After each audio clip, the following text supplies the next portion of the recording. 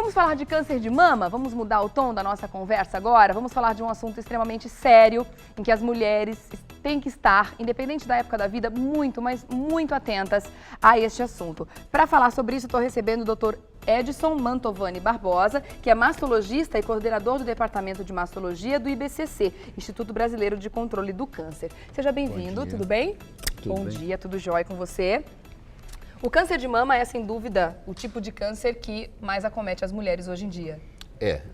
Isso depende da região, mas de uma maneira geral, sim, é o câncer que mais acomete as mulheres. Tá certo. Olha, para que dê tempo de você mandar o seu e-mail para a gente, qualquer dúvida que você tenha a respeito desse assunto, você pode enviar no nosso endereço eletrônico, que é o revistadacidade.tvgazeta.com.br. Antes de continuar o nosso bate-papo sobre câncer de mama, eu quero que você assista esse VT que a gente preparou, que mostra que esse tipo de câncer, o câncer de mama, é provavelmente um dos mais temidos pelas mulheres. Não só pela frequência com que ele acontece, mas também por toda a questão psicológica que envolve essa doença. Vamos acompanhar. O câncer de mama é o tipo mais comum de câncer entre as mulheres, respondendo por mais de 20% dos casos novos a cada ano. No Brasil, as taxas de mortalidade ainda são consideradas elevadas, principalmente porque a doença é diagnosticada em estágio avançado. Se diagnosticado e tratado logo no início, as chances de cura do câncer de mama são grandes. E é por isso que a prevenção é sempre o melhor remédio. Eu acho que isso que eu acabei de comentar nesse VT realmente é um dos grandes segredos de qualquer tipo de câncer que a gente vai comentar, que a gente vai abordar. A descoberta precoce realmente garante um sucesso muito maior no tratamento e as chances de cura aumentam absurdamente, né? Não tenha dúvida. Eu acho que a grande arma que a gente tem hoje é a detecção precoce. A detecção precoce deste câncer, particularmente, leva à cura. Pode levar à cura total. Quanto mais tardio o câncer de mama for detectado, mais difícil é o seu controle. Não é impossível, mas mais difícil. Existem vários tipos diferentes de tumores, né, de cânceres que atingem a mama, né? Alguns mais agressivos, outros menos agressivos, mas todas as características dos cânceres são normalmente as mesmas, são células que se reproduzem muito rápido, não é isso? Os tecidos que compõem a mama são formados por células e cada célula destes tecidos pode perder a sua característica e se transformar em câncer. Certo. Então, e são vários os cânceres de mama, dependendo do tecido acometido e do organismo como um todo. E aí a questão da prevenção, né, e da detecção precoce, ela fica ainda mais evidente a importância dela dependendo da agressividade deste câncer, né, porque ele pode se desenvolver mais rápido do que outros. A particularidade do diagnóstico precoce é fundamentada na capacidade da célula migrar. O câncer tem esta capacidade, a célula sai do foco inicial e vai acometer um outro órgão. Então, quanto mais precoce for a detecção, a gente consegue impedir essa movimentação de células. Consequentemente, a gente consegue controlar o processo com mais efetividade. E falando em precoce, a gente vai ter a presença aqui no estúdio também de uma enfermeira que passou por um momento muito delicado da vida dela. Logo mais a gente vai conversar, eu vou convidar também o doutor a participar deste bate-papo, porque ela ela enfrentou esse problema muito precocemente na vida dela. Ela era realmente muito jovem quando descobriu um tumor na mama, né? E venceu a doença, graças a Deus. E ela trouxe esse depoimento muito positivo e cheio de esperança para muita gente. Logo mais a gente vai ouvir a história dela. Agora eu queria que o senhor comentasse com a gente sobre um período em que costuma acontecer mais o câncer na mulher. Realmente é a partir dos 40, 50 anos, e esses casos que acontecem como aconteceu com a enfermeira que a gente vai conversar, com a Thaís, eles são mais raros. Exato. Existe um período de maior incidência do câncer de mama que varia de 45 a 65 anos. É lógico que mulheres fora desta faixa também são acometidas, mas em menor proporção. Então, há um período, pela própria história natural do câncer, que é uma doença que demanda um tempo muito longo para o seu crescimento, então surge ao redor de 30 anos, mas a detecção ocorrerá ao redor de 40, 45 anos. Tá, mas é interessante que a mulher já faça a prevenção, comece a fazer o autoexame a partir de que idade? A prevenção, a gente costuma dizer que vai depender da sua história natural, a história da própria paciente, da história familiar e dos riscos que eventualmente ela esteja envolvida. Em resumo, a gente pode dizer que a mulher que começou a ter a vida sexual ativa deve se preocupar também com a mama, além do colo do útero, né? Tá certo. Vamos mostrar então, a gente tem umas ilustrações sobre como a gente deve fazer o autoexame e como isso pode ser feito em casa. Temos ainda, né, diretora? Tá, então antes de mostrar essas ilustrações, eu vou pedir para o doutor responder, por favor, a pergunta da Valéria Maciel, que chegou aqui. Bom dia, meu nome é Valéria, tenho 41 anos, bom dia para você também. E tenho uma dúvida, eu faço mamografia todo ano, mas tem uma coisa que me preocupa. Eu tenho vários nódulos, mas o médico me fala que são de leite. Afinal, meu bebê parou de mamar com 2 meses, o médico fala que não deve me preocupar, mas mesmo assim ela fica preocupada. Então, Valéria, eu diria que nesta fase que você está, existe sim uma possibilidade muito grande desses nódulos se relacionarem com o período de amamentação. É importante a gente também ressaltar que 80% dos nódulos que ocorrem na mama são benignos. Apenas 20% têm a característica do câncer de mama. Certo. Vamos entender então como funciona direitinho o autoexame, até para que a Valéria e outras mulheres que estão nos acompanhando agora fiquem mais tranquilas ou não com relação à própria mama, né? Para fazer esse autoexame, de repente detectar alguma coisa e, claro, procurar o médico o mais rápido possível. A gente tem umas ilustrações, não é isso, diretora? Exato. Vamos mostrar essas ilustrações para que a gente saiba como fazer esses movimentos da forma correta. Explica para a gente, doutor, É muito importante que se faça no chuveiro, porque a água permite um deslizamento maior e uma sensibilidade maior da mão na parte que está sendo examinada, que é a mama. Tá. Então, o movimento deve ser circular, partindo da areola ou da base da mama em direção à contrária. E deve-se tentar perceber as diferentes características do tecido da mama. E no meio disso, poderá se encontrar ou não um nódulo ou qualquer outra alteração. Tá, então no chuveiro é um momento ideal para a gente fazer esse exame. De quanto em quanto tempo a mulher deve se tocar? O ideal seria que ela fizesse todo mês, na semana seguinte ao término da menstruação, que é onde a condição fisiológica da mama é a mais normal possível. Tá. Aquelas que não menstruam, escolhem no calendário uma determinada data e fazem todo mês. Certo. O espelho pode ser um grande aliado também para a detecção? O espelho é importante aliado no sentido de observar depressões, observar alterações, aumento de volumes localizados, enfim, perceber modificações da estrutura da mama. Certo, então a gente pode perceber se tem algum calombinho, Isso. se uma está diferente da outra, Exato. alguma coisa anormal do que a gente sempre observou, Perfeito. né? E deitada, como é que a gente pode fazer? Da mesma forma... Mas aí com o braço levantado. Exato, Tá. O braço levantado, porque você faz com que a mama repouse em cima da musculatura, diminuindo a espessura da mama e facilitando a percepção, particularmente naquelas mulheres que têm mama mais volumosas, a percepção de pequenas alterações.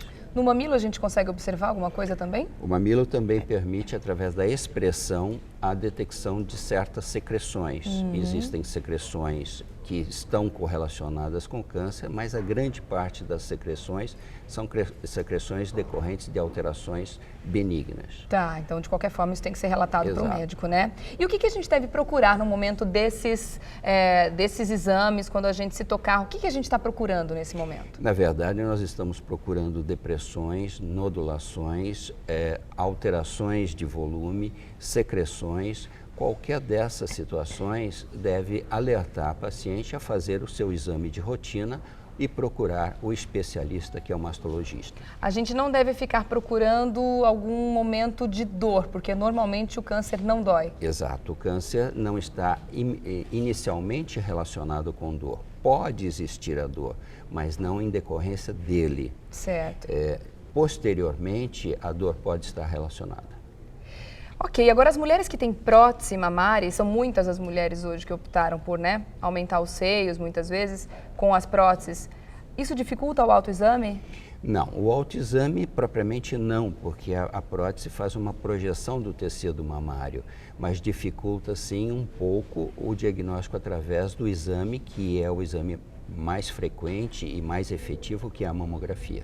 Certo. Lembrando então que o Dr. Edson volta a conversar com a gente a respeito deste assunto do câncer de mama. Nós teremos, como eu já disse, mais uma convidada que vai contar uma história muito positiva de como enfrentou essa doença. A gente vai conversar um pouco também sobre os aspectos psicológicos, como é que isso afeta não só a pessoa que é diagnosticada com a doença, mas também a todos à sua volta, as pessoas da família principalmente, Exato. que ficam muito envolvidas com essa questão. Algumas perguntas estão chegando, a gente vai deixar para a próxima entrada então, tá bom?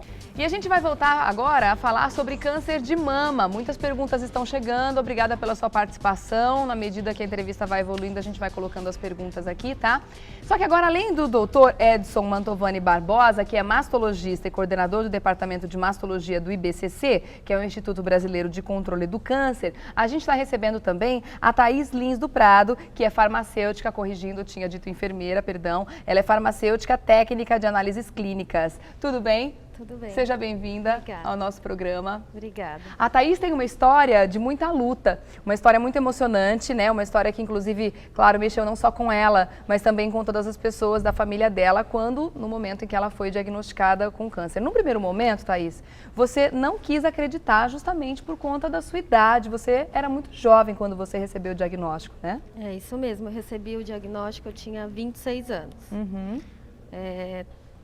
E, na verdade, eu não acreditei, até assim, cair na real, demorou algum tempo. Acho que eu só realmente caí na real 5 meses depois, quando eu entrei na cirurgia. Tá, então do dia do diagnóstico até o dia da cirurgia, de fato, foram 5 meses. Isso, porque eu fiz todo o tratamento nesses 5 meses com quimioterapia, para tentar reduzir o nódulo, Tá, para depois entrar numa cirurgia. certo. Aí, quando na cirurgia mesmo é que bateu aquele estalo, tipo, você tem câncer. Tem uma você doença. Você vai operar agora.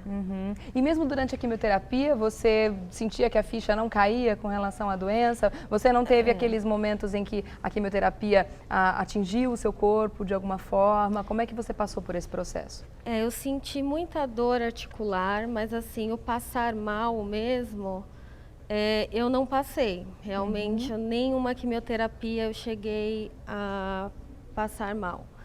Ficava com muita dor no corpo depois, parece uma gripe muito forte. Tá. Mas eu encarei tudo com muita positividade, na verdade. Desde o primeiro momento, eu pus na minha cabeça que é uma gripe, você vai tratar e vai curar. E hoje você está curada, de fato? Estou curada, graças a Deus. Você precisou fazer uma mastectomia? Fiz uma mastectomia radical, onde se retira a mama e todos os gânglios linfáticos. E agora, depois eu fiz a primeira, porque a reconstrução acontece em 2 momentos. Eu fiz o primeiro momento depois de 1 ano, eu fiquei 1 ano sem a mama. E depois, agora, em dezembro, agora o segundo momento, que é onde se coloca o mamilo, o bico, aí conserta esteticamente, faz o balanço com a outra que ficou, que é o mais o estético, né, assim, balancear as duas. Reconstruindo novamente, né? Isso. E eu imagino que a partir daí, deste momento que você fez a segunda etapa da reconstrução, todo esse momento que você viveu, né, essa dificuldade de enfrentar a doença, que eu imagino que não deve ter sido fácil realmente, não só para você, mas para todos da sua família, isso vai fazer parte do passado, né? Eu imagino que é uma página virada e, é claro, o controle precisa acontecer, você vai precisar fazer aí os seus exames periódicos e tudo mais, mas você está conseguindo levar esse assunto na sua vida de uma forma muito positiva. E eu gostei muito de ter lido isso na sua história. Você não só encarou a doença e o momento da dificuldade de um jeito positivo, de um jeito em que deve ser encarado realmente todo tipo de doença que a gente tenha para que o tratamento tenha sucesso.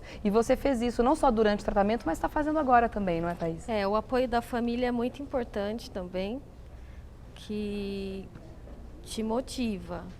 E assim, não parar também sua vida. Não pode deixar de fazer. Lógico que tem algumas coisas que você vai deixar de fazer por conta da quimioterapia, que o corpo fica mais sensível, mas não pode parar, você tem que continuar. Eu acabei fazendo a minha faculdade durante o tratamento. Eu me formei agora e eu continuei a vida, assim. Não dá para parar tudo, porque se você ficar em casa e não ter nada para pensar, você vai pensar na doença. Eu acho que a Thaís realmente é um exemplo, né, doutor, de que a gente não deve realmente se entregar à doença quando a gente recebe o diagnóstico. Mas, ao mesmo tempo, para algumas pessoas, o tratamento psicológico paralelo ao tratamento que está sendo feito da doença, de fato, ele também pode ser muito importante, porque o efeito do diagnóstico, da notícia da doença, não só para a pessoa, mas para a família, muitas vezes é devastador, né?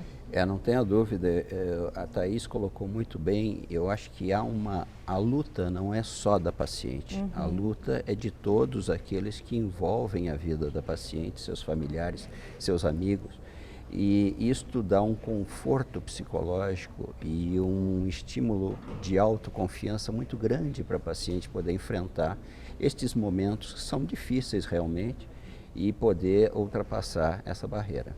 Certo. Vamos aproveitar então esse momento e falar de algumas perguntas que estão chegando. Olha, a Jéssica pergunta o seguinte: olá, tenho 25 anos, minha mãe teve câncer de mama aos 48. Acho que pode ser o caso de muitas pessoas que são jovens e que têm histórico de tumor de câncer de mama na família. Gostaria de saber se posso tomar anticoncepcional normalmente, se existe algum risco de desenvolvimento do câncer ou isso é mito. Não, tem um fundamento em termos da sensibilidade de alguns cânceres na parte hormonal. Então, a melhor coisa que a Jéssica faz é procurar o seu mastologista, que ele avaliará o tipo de tumor que a mãe teve e poderá estabelecer uma relação entre o seu risco maior ou menor com o uso de anticoncepcionais. Certo, procurando o médico sempre, Exato. né? Principalmente para ela que vai mexer com a parte hormonal, né? Não tem a menor dúvida. Certo. Deixa eu ver quem é que está escrevendo aqui.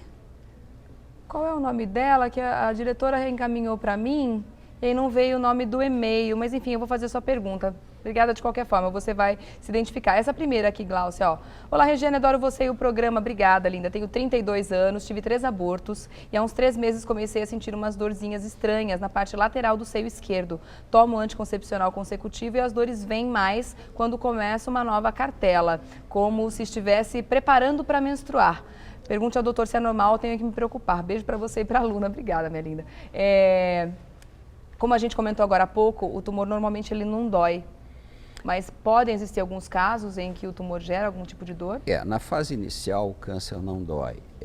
O relato da sua ouvinte... A Priscila Beluto. Isso. Passaram o nome aqui. Obrigada, Priscila. Pensarmos que provavelmente trata-se de uma dor relacionada ao ciclo menstrual, porque o início de uma nova cartela gera a dor. Tá. Isso provavelmente tem influência hormonal, mas é lógico que ela deve procurar o especialista para poder esclarecer o assunto. Certo. Para a gente encerrar, eu queria que a Thaís comentasse com a gente como é que está a sua vida hoje, Thaís? O que esse momento, o que esse problema que você viveu, tão grave, tão intenso, mudou em você? Que tipo de mudança isso proporcionou na sua vida e no seu dia a dia?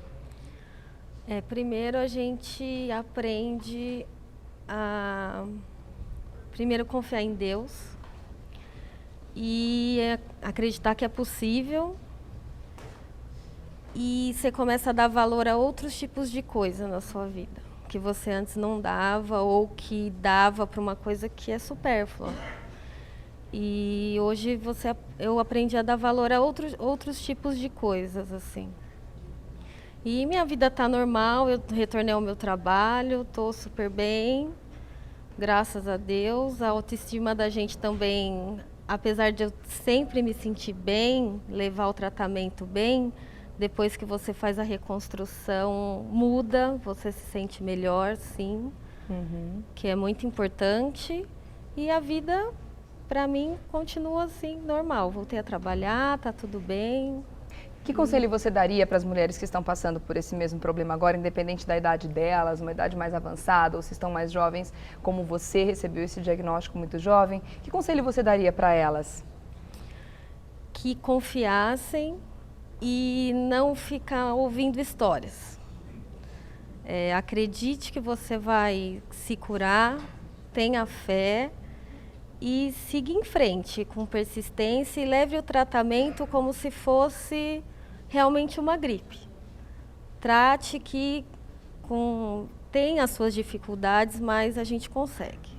Acho que esse é o grande segredo mesmo, né, doutora? Essa leveza com que a gente consegue encarar os problemas, independente do tamanho que eles têm, torna de fato o problema mais leve do que ele tem, do que ele é, né, na verdade. Isso que você falou é muito importante, Thaís. Quando a gente passa por um momento de dificuldade, principalmente de doença grave na família, muitas são as histórias que chegam aos nossos ouvidos, mas muitas mesmo, principalmente a gente frequentando ambientes hospitalares, as pessoas estão vivendo isso, então elas querem falar sobre isso, elas querem abrir seus corações, elas querem desabafar, porque realmente o momento é difícil. Só que se a gente se abre muito para todas essas histórias e fica ouvindo as histórias que não são de sucesso, a gente acaba muitas vezes se contaminando. Então é interessante que a gente se proteja também contra esse tipo de coisa, não é, doutor? Eu acho que isso é questão de um bem-estar. O bem-estar tem que ser o bem-estar interno, a confiança do seu médico, do seu tratamento e ter certeza que o câncer de mama pode ser curado e pode ser controlado a longuíssimo prazo. Tá ótimo. Deixa eu agradecer então os dois convidados especiais de hoje. Muito obrigada a Thaís Lins do Prado, que é farmacêutica técnica em análises clínicas. Muito obrigada por compartilhar sua história com a gente e parabéns. Obrigada. Tá? E também ao Dr. Edson Mantovani Barbosa, que é mastologista, coordenador do Departamento de Mastologia do IBCC. Vou deixar aqui o contato, tá? Do site do IBCC para você acessar, www.ibcc.org.br. Muito obrigada a vocês. Até uma próxima oportunidade, tá? Muito obrigado.